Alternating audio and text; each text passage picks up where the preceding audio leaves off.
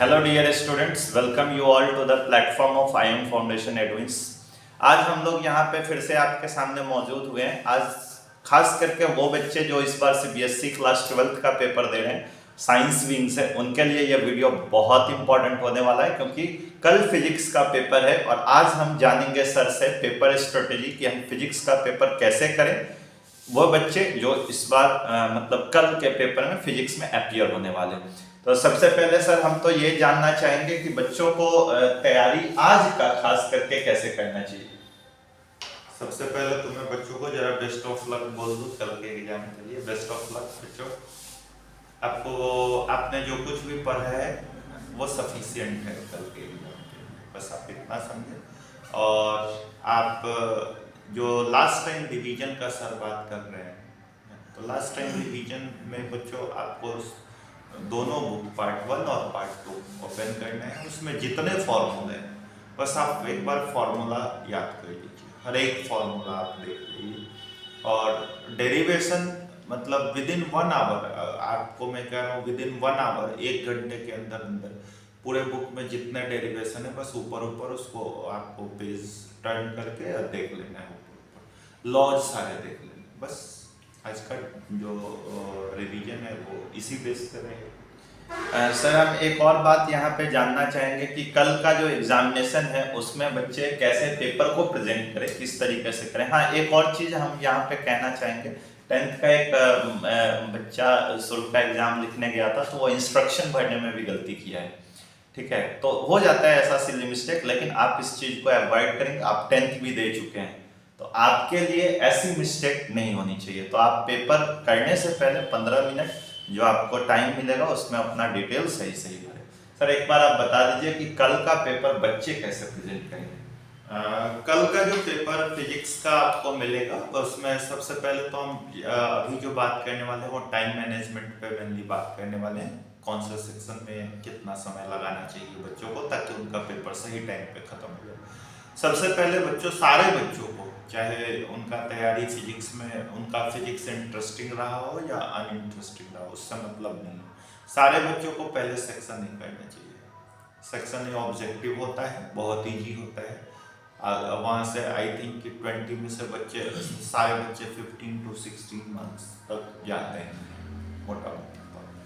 वो कॉन्फिडेंस देता है आपको आगे का पेपर करने के लिए। So you will attempt first section A. Section A के बाद बच्चों मेरे समझ से आपको करना चाहिए section B. Section B is very short answer type question. Section B का हर एक सवाल आपसे बनेगा, कोई भी बच्चा हो, हर किसी से बनेगा, अगर उस बच्चे को फॉर्मूला याद है। बेसिक फॉर्मूला बेस्ड क्वेश्चन होता है, तो वो होगा। बी के बाद you should move to section D, जिसमें आपको पैसेज टाइप क्वेश्चन मिलेगा। पैसेज टाइप आपको कर लेना चाहिए। पैसेज टाइप के बाद सेक्शन ई कर लॉन्ग आंसर, और लॉन्ग आंसर के बाद सेक्शन सी करो। सेक्शन ए में अगर टाइम का बात करूं तो 20 मिनट का समय काफी है। You have to spend 20 minute in section A and 20 minute in section B.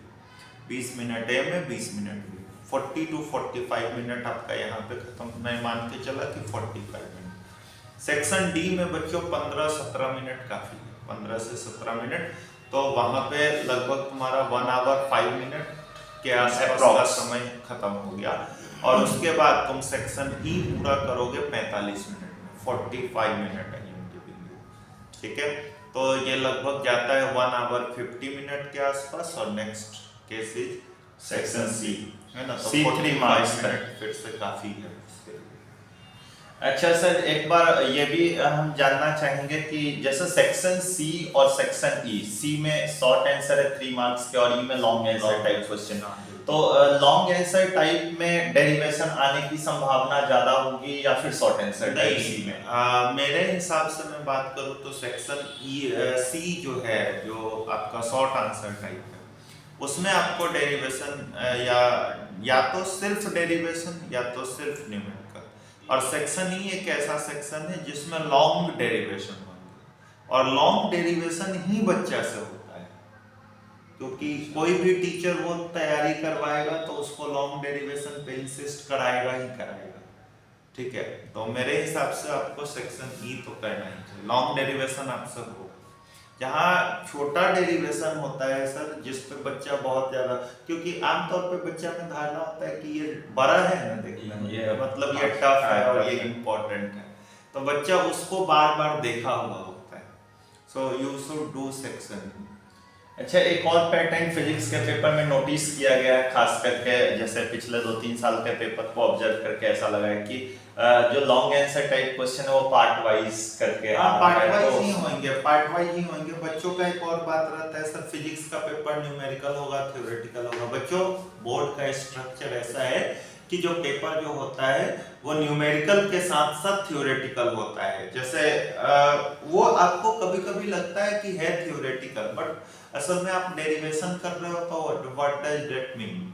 एक तरीके से तो आप न्यूमेरिकल डेरिवेशन ही उसका करें ना, फॉर्मूला का।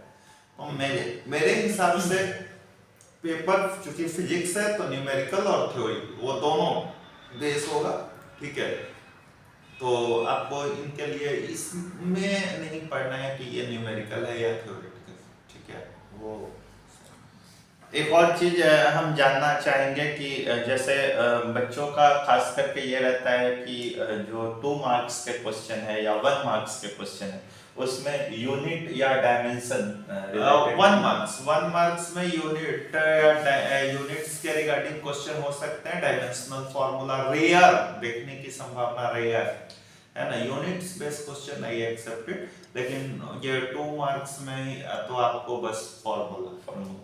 अच्छा, एक और चीज हम जानना चाहेंगे कि आप एक बार बच्चों को क्विक रिकैप करा दीजिए कि कौन कौन सा टॉपिक अभी देख लेना चाहिए। बच्चे पार्ट 1 पार्ट 2 एनसीईआरटी में आप एक बार मेरे साथ मतलब देखेंगे, या तो आप टिक कर लेंगे, नहीं तो बस एक बार मैं फास्ट रिकॉल करा दूं। जो चैप्टर 1 है आपका electric charge and field, part 1 में, तो इलेक्ट्रिक चार्ज फील्ड में आप सबसे पहले तो कूलम्ब्स लॉ आपको देख लेना चाहिए। आपको इलेक्ट्रिक डाइपोल का डेफिनेशन, इलेक्ट्रिक डाइपोल मोमेंट का फॉर्मूला, इलेक्ट्रिक डाइपोल का इलेक्ट्रिक फील्ड का डेरिवेशन देख लेना चाहिए। इलेक्ट्रिक डाइपोल को एक्सटर्नल फील्ड में रखते हैं तो फिर टॉर्क का एक्सप्रेशन का डेरिवेशन देख लेना चाहिए बच्चों, इतना आपको देख लेना चाहिए। इधर Coulomb's law in vector form देख लेना चाहिए मल्टीपल चार्ज के केस में, जैसे या तो ट्रायंगल टाइप सिस्टम होगा, नहीं तो रेक्टेंगल, वो देख लेना चाहिए आपको।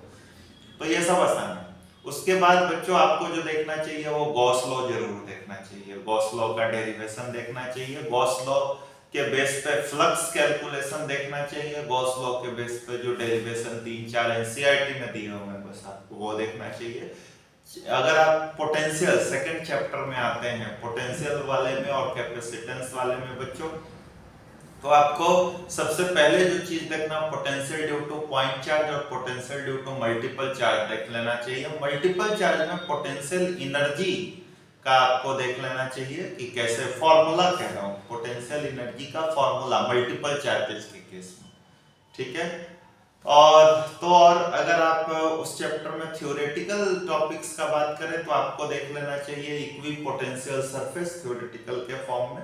आपको पोलराइजेशन और डाइलेक्ट्रिक्स में डिफरेंस याद कर लेना चाहिए, ये इंपॉर्टेंट है, पोलराइजेशन और डाइलेक्ट्रिक्स।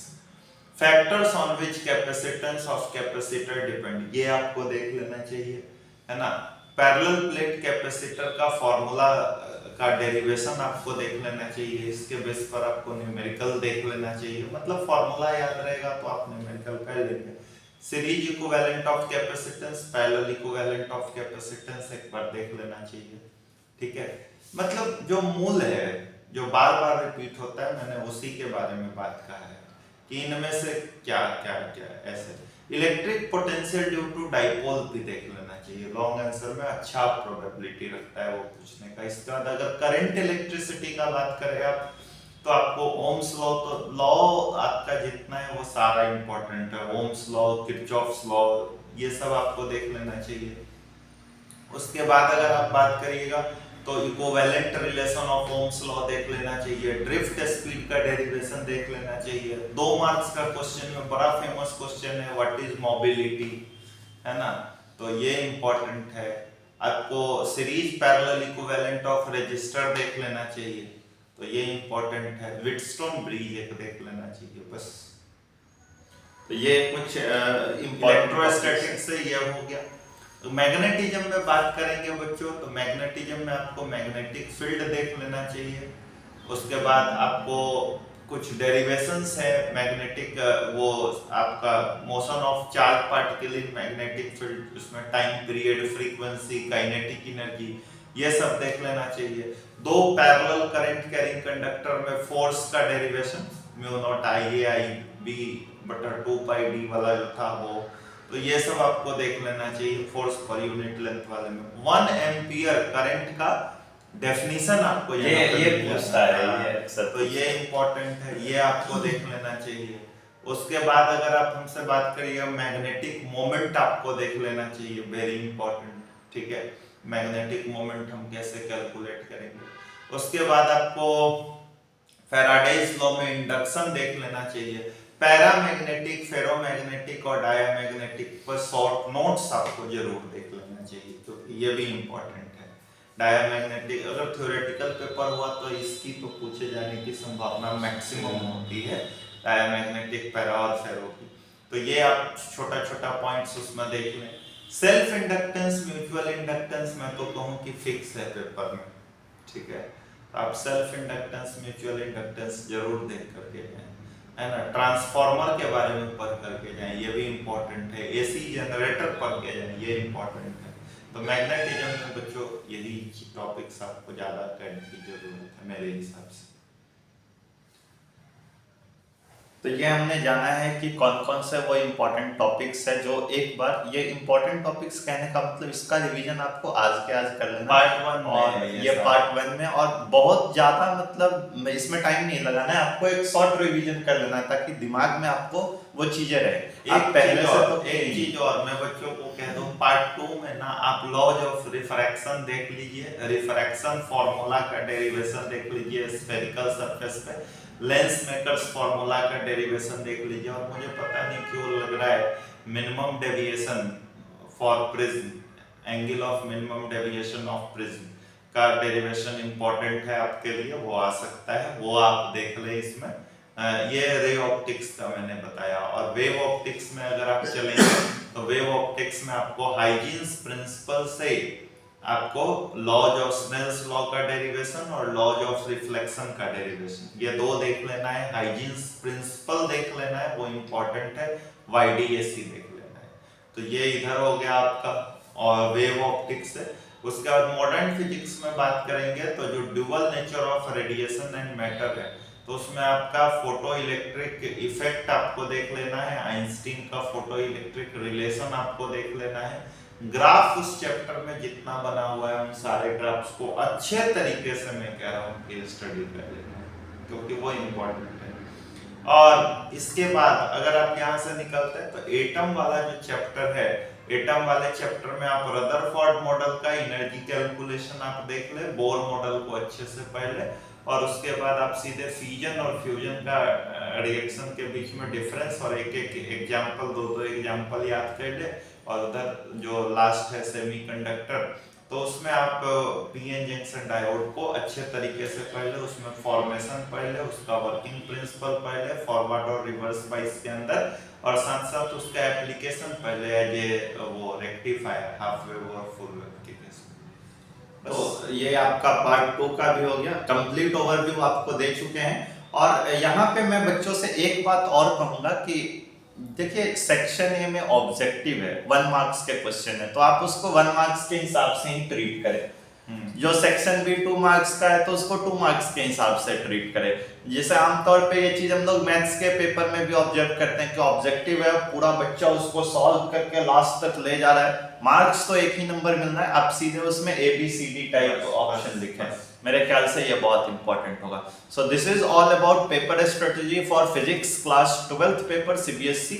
बने रहिए हमारे साथ, आने वाले पेपर में भी हम आपके साथ जुड़ेंगे और हम केमिस्ट्री और मैथ्स के रिगार्डिंग भी बात करेंगे कि आपको कैसे पेपर प्रेजेंट करना चाहिए। एक और बात जाते जाते मैं कहूँगा कि आपको अगर हमारा चैनल अच्छा लग रहा है तो आप इसको सब्सक्राइब करें, हमारे साथ जुड़े रहें। हम बहुत ताज़ा से ताज़ा अपडेट आपके सामने लेके आएंगे, अपने दोस्तों के साथ भी आप शेयर करें।